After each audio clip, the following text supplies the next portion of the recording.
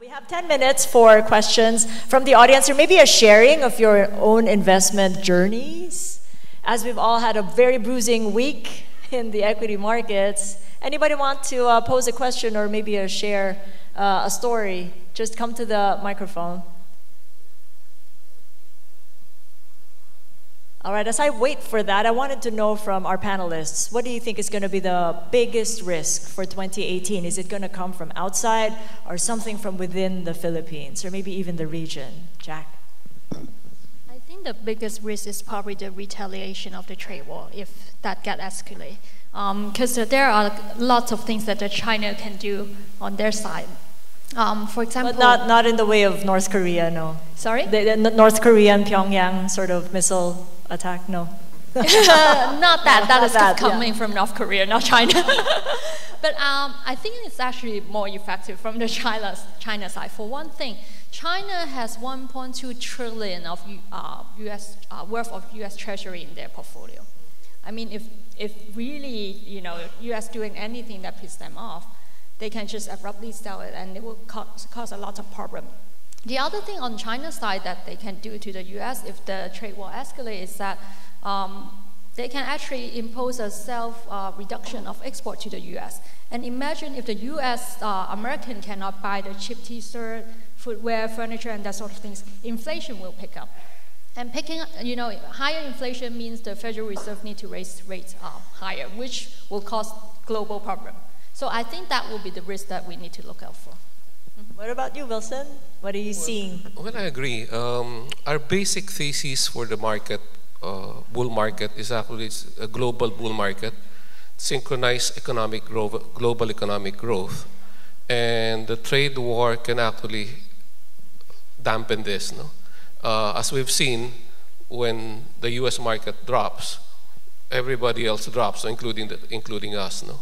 So, as I said also, it's the fear of the unknown, what's going to happen. Actually, when it happens, when the tariff comes, probably at that time, the stock market will go up already. Because it's really the anticipation of what's going to happen. They're so afraid of what China will do, what Trump will say, what they will do. But when it happens, they'll see that it's probably not going to affect the economy as much as they fear. Probably the market will have to rebound. Phil? Yeah, I think externally, the biggest risk is geopolitics today. So trade war and other factors such as those. Internally, it's implementation risk of the Build program. Ironically, a trade war might actually be beneficial for the Philippines. Why? Because steel manufacturers that have to trade with U.S. will find other countries to dump their product in at a cheaper price. I don't want to sound too optimistic, and turn this trade war into a positive, right? But we are in a good spot, and internally, the biggest risk is really implementation risk of the infra program. How about you, Mike? Well, for me, it's really the direction and pace of interest rates, at least in the near term. Interest rates here or the U.S.? Both globally and domestic. I think we take our cue from global interest rate movement, especially in the U.S. And clearly, interest rates play a key role in how we look at equity markets and equity risk premium. And again, what we have been seeing is as interest rates move higher, we see most of the analysts starting to update their models, and their discounted cash flow values will start going lower. And again, we have been used to this low interest rate environment for the past 6 years or so, and now it's the reverse happening. We have so much liquidity at the moment, and now the reverse happen slowly. So this is, I think, the biggest uncertainty and the direction and pace of where interest rates are headed.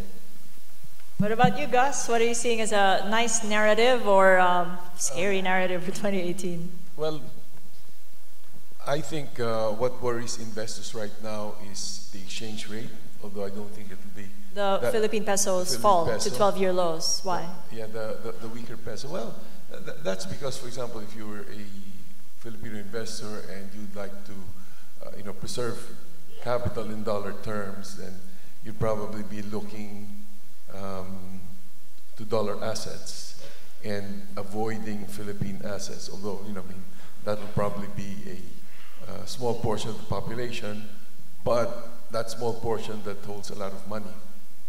Okay, so that's one. Another personal, well, this is really more personal. I'm a bit concerned with, the talk on charter change. I don't think that the people are really understanding that very well right now. This big talk about federalism.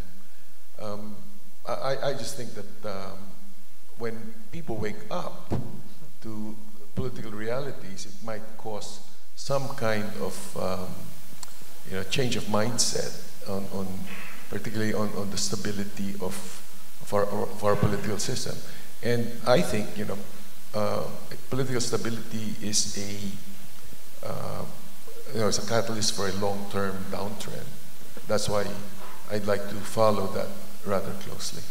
As a follow-up, is it because of a change that you're concerned about, or the manner in which and the reasons behind their charter changing? Well, for one thing, I think that we will be, well, for one thing, I don't think that we should amend the Constitution on a constitutional assembly. Oh, sorry, on what's this? Where Congress does it, because they want to change the structure of government completely. I think that should be done in a constitutional convention, because it is a drastic change. If they were only going to change, let's say, the foreign ownership laws, and that's fine. An assembly is fine, but something as drastic as this, I think it needs much more than what they're proposing right now. So I see a risk in that. All right, what about you, Sam? Do you differ, or do you share any of the risks that have been brought up? I share that one, we're more worried on external risk. One market economist has actually said that if we do go into a full-blown trade war, this could lower global GDP by about 0.7. So that will eventually have repercussions on the Philippine economy, and that's something we don't have control of. So I'm more worried on the external factors. But taking that as an assumption, we're strong domestically. So in a way, we're insulated, aren't we? I mean, we're growing in our own, firing on all cylinders. Aren't we able to be insulated in a way if a trade war happens globally? The main drivers of our growth isn't really external. Yeah, as pointed out in the graph earlier, the Philippines is actually in a demographic sweet spot. We will have a working population for many years ahead, and that will propel our local GDP forward. So in that sense, we are insulated in a way from what's happening outside. I guess in the end, if we'll take it to the stock market again, I guess we've seen foreign flows lately, and that's what's been causing a drop in the markets. And I guess in the way, we still need more local investors to try to take up that slack, which so far seems to be a bit lacking. All right, we got 90 seconds to go, and I'd like to offer the floor to anybody who'd like to ask a question. Talagang wala. Let me get a raise of hands. Who feels more optimistic after this panel discussion and after the keynote speech? Wow, that's good. Pessimistic? Wala, nahihiya. Oh, meron din naman. A neutral.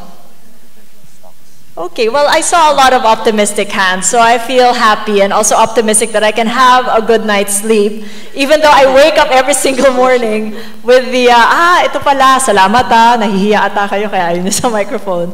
Okay, question, how do we know if we should invest in mutual funds or in individual stocks? Who would like to answer the question? Si Gus.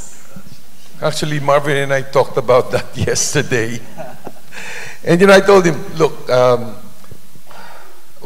when my wife got an angioplasty, the doctor called me to his office and showed me in the computer, you know, this is the heart, this is blah, blah, blah. You know. So he was explaining everything to me.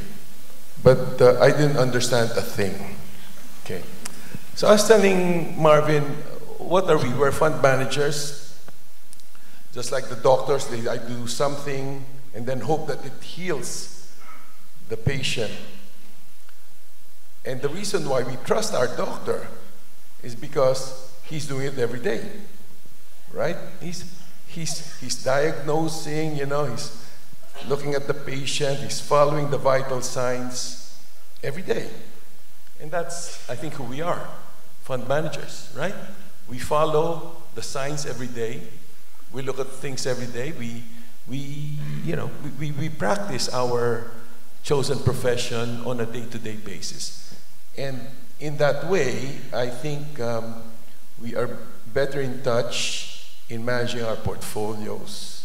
Although I think, you know, there'd be some very skillful traders out there. But over a period of time, I think you probably do better trusting a fund manager, manage your mutual fund. How about yourself, Wilson? Well, I've always advocated to actually diversification, and I'd want clients and investors to do both. Invest on their own and invest in mutual funds. That way they can learn. I think COL has very good research. They can guide them properly. And so if you have the time, the inclination, and the wish that you will learn, invest in stocks and mutual funds. Mike, you wanted to say? Well, yeah, I agree with Wilson, and I think that's one way to create a diversified portfolio. And you can have mutual funds inside your portfolio, and as well as individual stocks or even individual bonds. Definitely, it's something that us investors would want to partake of, and one portion of the portfolio we can leave it to the experts, so to speak, and the other one is we would also want to invest directly and learn from the experience of investing directly in certain names in the stock market. So I guess it's really a good mix of having both. Just invest. Just invest. Okay. That's the most important thing. Do it. Buy funds, buy stocks. Thank God buying stocks is not almost always a life or death situation like surgery. But, you know, sometimes it is, but not always. But use the information we give you, you know. I mean, you see the top stocks we like, you see the stocks Mr. Wilson C likes, you see the stocks that Gus likes. Then go ahead and buy those. You know, you can employ strategic versus tactical. Ask your call guys what that is, what's the difference. Your anchor versus your actively moving positions. Use all of these techniques, and I think you'll all do very well. We have one more question from Infotext. If we could have it on the screen. In today's present market situation, what is your best investment program or scheme you would suggest or recommend? Mike. Okay, well, continue to invest and buy in the market. Again, in times of volatility, nobody can predict the right timing on when the market will correct, on when the market will go up. The important thing is you're invested, and you can take opportunities whenever markets correct, especially if you believe that the fundamentals continue to be strong and there's nothing that has changed in your conviction. Then it is really way of how we accumulate assets over time. It's really not and forget about it. It's really just how you accumulate assets, especially in times of volatility. During the start of the year, a lot of the investors are worrying about there's no volatility in the market. The market just keeps on going up. And now we have the volatility. And now we're scared. So I think it's just a matter of perspective. And I think for most of it, we just have to continue to invest. How about Sam? I'd like to get your thoughts on the scheme. Well, one, try to start off with a balanced portfolio if you can do it. I can tell you that I started off with first on purely fixed income, but nowadays it's quite hard to beat inflation with a purely fixed income portfolio. So you may want to diversify a bit into equities and then try to rethink, rebalance once in a while when some things like this happen in the market. But otherwise, keep investing. So I guess my main takeaway here, and I think you share it as well, be calm and stay invested. And goodness, get a good night's sleep, di ba? All right, well that's a great way to end this panel. Thank you so much for providing us insights and some assurance, especially after a very bruising week.